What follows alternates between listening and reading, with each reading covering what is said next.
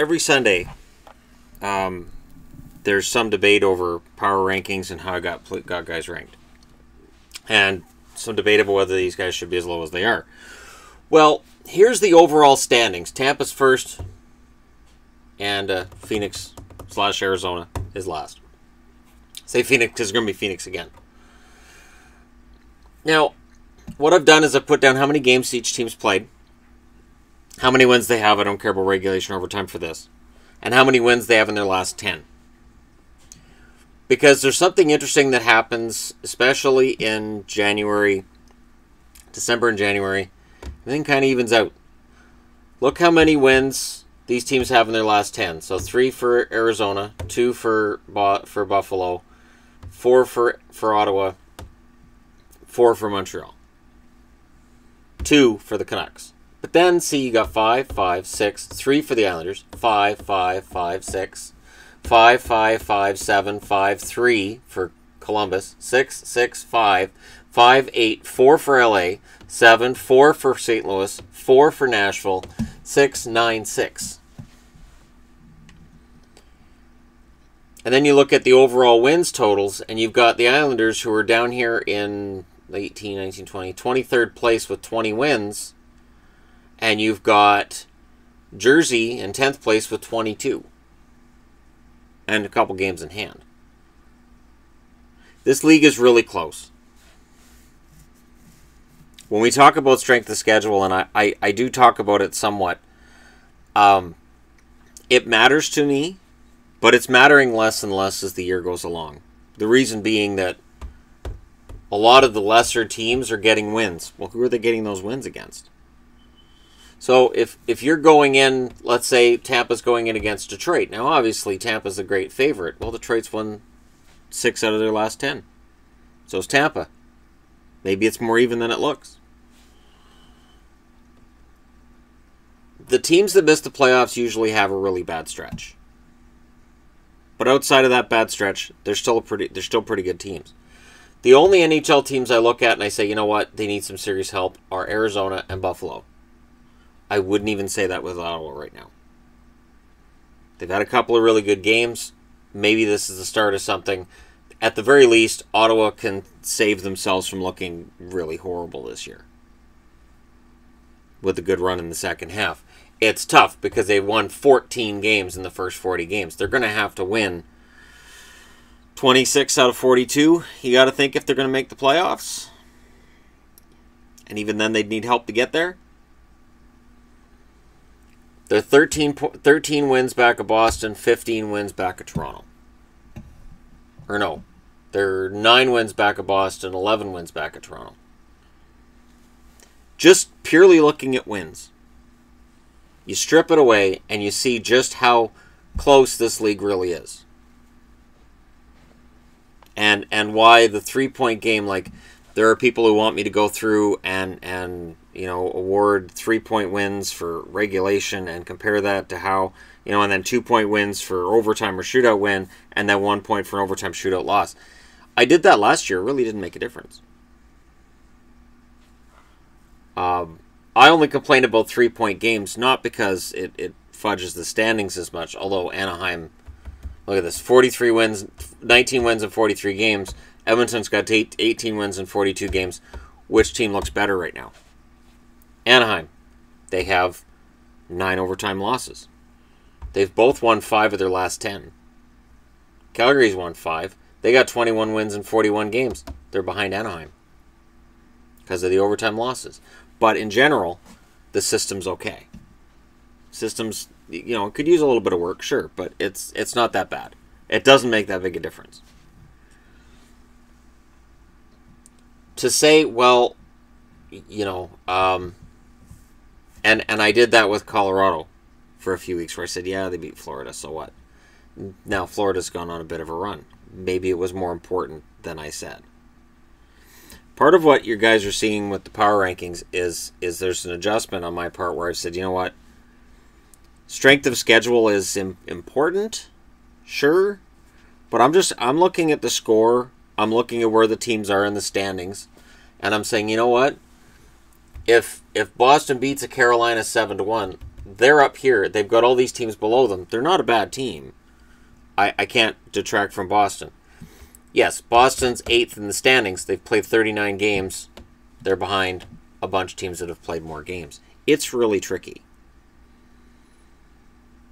It's really tricky when you're doing any kind of a power ranking. And I know mine mostly match up with most you're going to find online.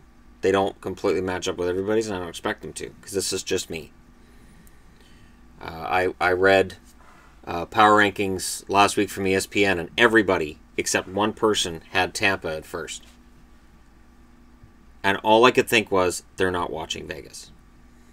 They're not watching what's going on.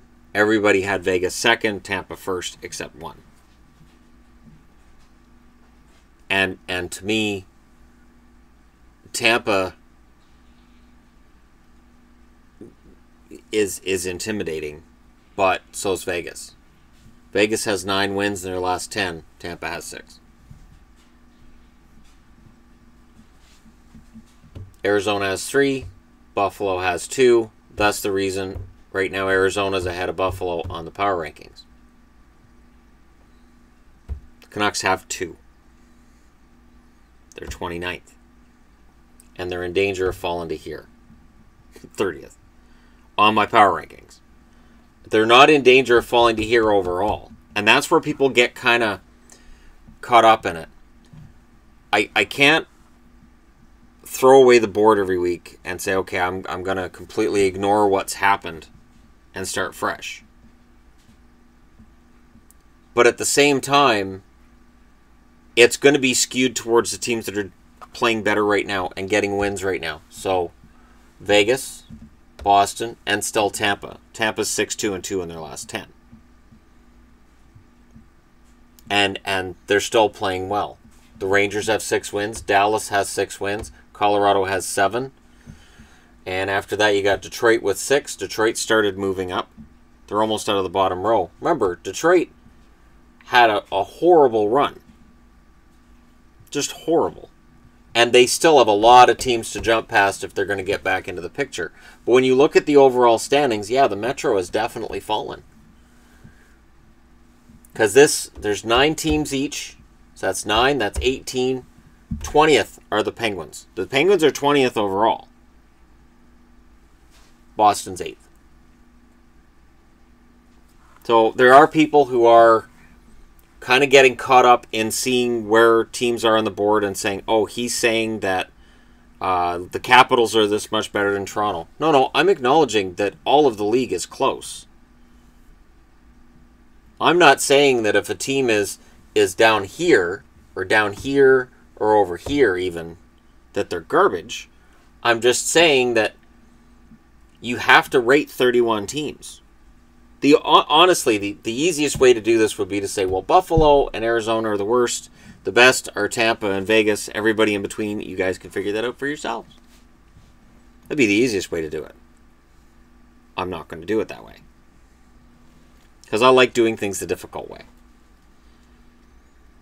And they change every week. When right near the start of the power rankings being done, I had Boston in the bottom row. People saying you're being too hard on the Bruins. They're not that bad. And they were. They were bad at the start of the year. They were losing games that they shouldn't lose against teams they shouldn't have lost to, and they were playing terribly. And I called them out on it. And I will always call out a team I cheer for when they're not playing well. But I've seen how well some of these teams have been playing lately. Yes, Edmonton has been awful lately. They've won 5 of their last 10. They're 5-4-1 in their last 10. But if you're going to look at one team having a bad week, let's say San Jose just goes out and blows it. Let's say they lose 3 games this week and they lose them by a combined score of 10-3. In terms of where they are in the standings, it'll drop them down probably to about here. I don't think Calgary would catch them. They might. I know there's an overtime loss difference. Let's just say fine. Let's just drop them down to here. That's 1, 2, 3, 4 spots in the standings. So how many spots is that in the power rankings? probably 5. I could see them dropping. I'm just looking at the board now. So they're 13th right now. I could see them dropping to 18th with 3 losses in a week. And I don't want it to be more than that. I've talked about this before, but I know there's some new subscribers. If you have a board, or you just have a standings, and you go, okay, well, my power rankings, this week Arizona's down here, or no, I'm gonna pick a less obvious team here. Let's say the Islanders go on a run. So they're playing New Jersey right now. Let's say they go on a run, and they win 3 games this week by a combined score of 13-1. And you go, wow, the Islanders should be up in the top 5 based on this week. That's not how it works. It's just not. There shouldn't be anything more than 1 or 2 spots in terms of movement per game. Now, what can happen is you can move up 2 spots, and then a team ahead of you loses, and you gain a spot on them too. So you're sitting right behind them, and then you gain a spot on them because they drop down. You can gain 3 spots. Hell, you might even gain 4. But the idea that that's going to happen every night, no. There were nights this week, for instance, where I would watch as a team near the bottom won, but everybody above them won too. So I couldn't change anything. I'm like, well, I can't change anything. They all won.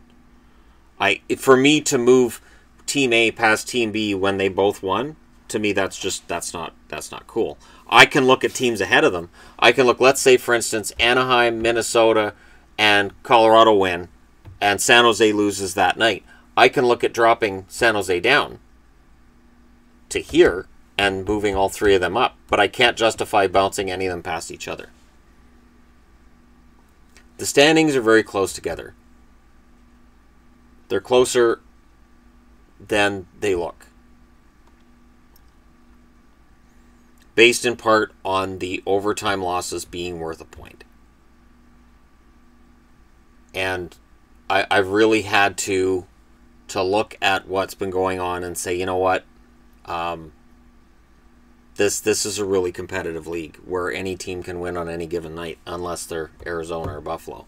Buffalo may win today because Arizona's caught them and wins, and Buffalo just usually stays ahead of them. And right now Arizona's got 1 more win in their last 10 than Buffalo. I would expect Buffalo to win 1 soon, somehow, maybe.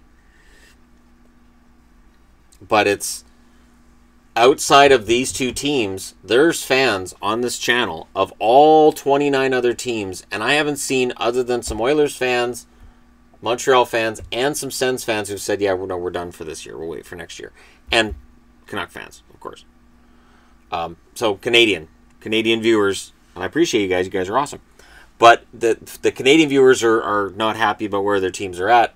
Obviously, they're all in a row in the standings. Remember, this is the overall standings.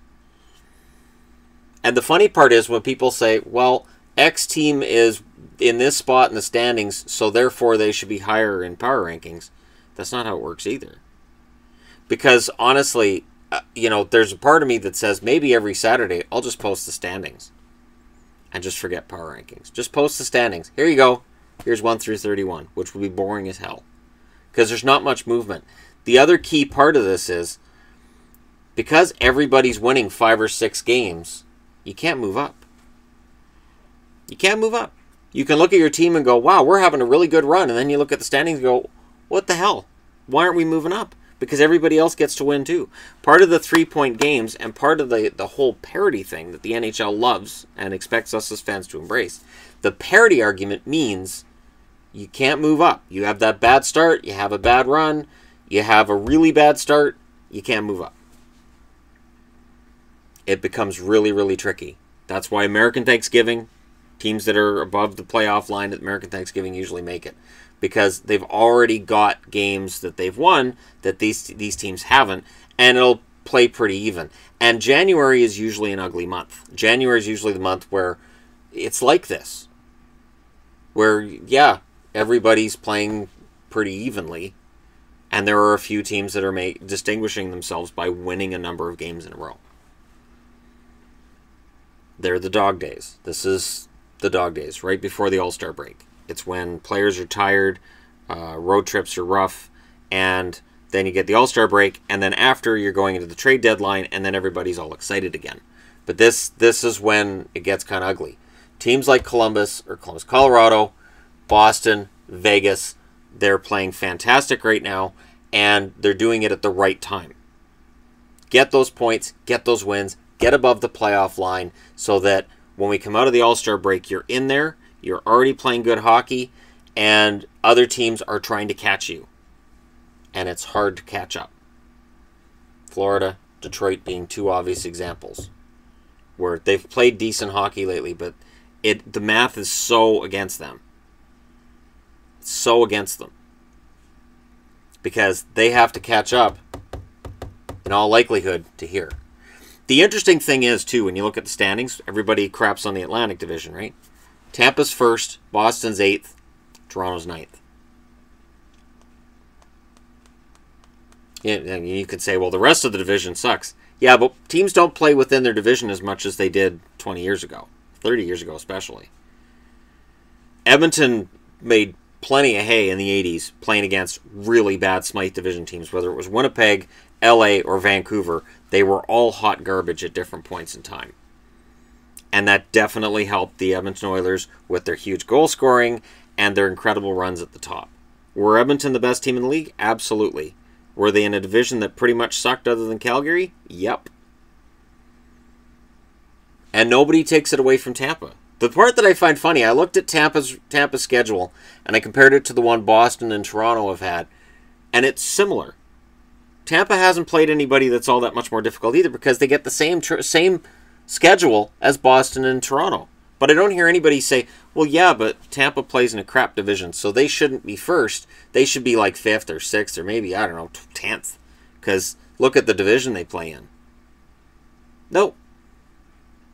Nope. Everybody just accepts Tampa's great because Tampa is great. And I don't take that away from them.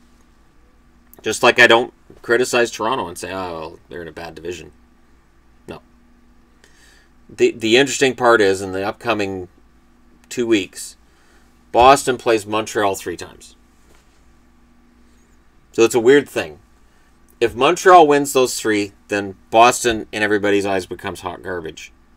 Not that Montreal's any good.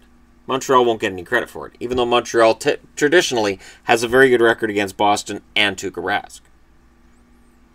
If Boston wins the 3 games against Montreal, or 2 out of 3, it'll be, yeah, but Montreal sucks. It's not that simple. It's not that simple because in Edmonton's 5 wins, they beat somebody. Florida 5, Detroit 6, Philly 5, Chicago 5, Pittsburgh 5. What's that? Oh, yeah, right. These are the good teams. 19 wins in 40 games. Chicago's fantastic. 17 wins in 40 games. Detroit's garbage. It's so weird. And people will say, well, yeah, but look at the division Chicago plays in. No. Look at the wins. Look how many games. And then compare it across divisions. And you're going to find that, yes, Atlantic Division's teams are going to be lower, but then people are going to say, oh, well, yeah, but you can't count those 29 wins for Tampa because that skews the rest of the division. It all depends on how we see it. That's the standings. This is why it is so hard to decide, okay, people ask me, well, who's going to make the playoffs? I really don't know. Because there's so many variables. Anaheim's on the outside looking in, but I think they get in there. And I could see Calgary getting in, and Minnesota and Colorado. And here's the problem. Now I'm up to like 12 teams in the West making it. It is going to be brutal in the West. Notice, 3 of the bottom 4 teams in terms of standings are in the East. And yes, they're all in the same division. But to say, well, 3 of the 4 bottom teams are all in the same division, so that proves that division sucks. Well, what about the 3 of the top 9 that are in that division too? It's so strange that this is how it works because for Boston, for Toronto, they're not just getting points against Atlantic teams. They're getting points against a lot of teams. And then Washington making hay in the Metro is fantastic. There's going to be some big road trips coming up. And some big homestands. And I'm really looking forward to it. But this league's a lot more competitive than I think a lot of people give it credit for. Thanks for watching, and like and subscribe if you're browsing your way through. And hey, I'll talk to you again soon.